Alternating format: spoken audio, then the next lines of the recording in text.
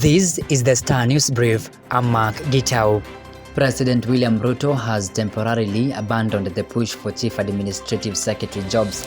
A proposed law to anchor the position has been deferred in unclear circumstances with no timeline for reconsideration. Leader of Majority Kimani Ichung'wah slammed the brakes on the National Government Administration Laws Amendment Bill 2023. He took action just when MPs were to make amendments following an intense debate in which some lawmakers vehemently opposed the proposed CAS's post. The bill was to salvage the court decision which nullified the CAS's positions, which President Ruto handed largely as consolation prizes to 2022 poll losers. Get a copy of The Star by subscribing to our e-paper with only 40 shillings through www.mgazeti.com. Health officials are concerned over the high number of young people in Naivasha who requested for PEP, the tablets used to prevent HIV after unprotected sex.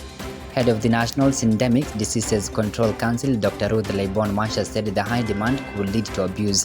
The council had engaged more than 100 trained health workers and promoters to conduct HIV awareness to young people attending the Safari Rally in Naivasha. The results show they reached more than 15,000 young people over 3 days with services such as tests, condoms and information. They also offered HIV tests and medications to those positive and those seeking to prevent HIV. Baringo government paid 11.60 million shillings to external lawyers who may have never set foot in court to argue out cases on its behalf, a new report has shown. It also emerged that the devolved unit could have paid 25.52 million shillings to non-existent staff, triggering fears of massive loss of taxpayers' money. The damning revelations are among the more than 6 billion shillings irregular and unaccounted for expenditures by the country administration, flagged by Auditor General Nancy Gathungu. The developments, which could put Governor Benjamin Cheboy on the spot, are contained in the financial audit report for the county executive for the year that ended June 20, 2023. Gathungu revealed massive irregular, illegal and unexplained expenditures and procurements, even as projects in excess of 600 million shillings have either stalled or delayed. A big clash looms between the Senate and the National Assembly over the amount of money counties should be allocated in the next financial year. The development comes after members of the National Assembly approved a proposal by the National Treasury to give the devolved units 391 billion shillings as equitable share.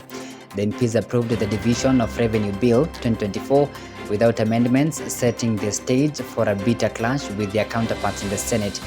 In the bill that splits revenue generated nationally between the national and county governments, the MPs gave the national government 2.54 trillion shillings, with counties getting 391.11 billion shillings. Some 7.85 billion shillings has been allocated to Equalization Fund. The health sector on Monday will be hit by another walkout as clinical officers made good their threat to join the doctor strike. Doctors have been on the strike since March 14 over pay and working conditions. No end is in sight.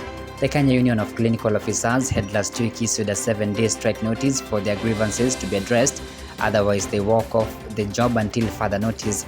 KUSO chairperson Peterson Wachera on Sunday said the strike decision was necessitated by failure by the two levels of government to heed their demands despite a strike notice. They are demanding that the national and county governments issue confirmation letters on permanent and pensionable terms to UHC staff hired during the COVID-19 period and to National TB program clinicians and all members currently on contractual terms. Get a copy of The Star by subscribing to our e-paper with only 40 shillings through www.mgazeti.com.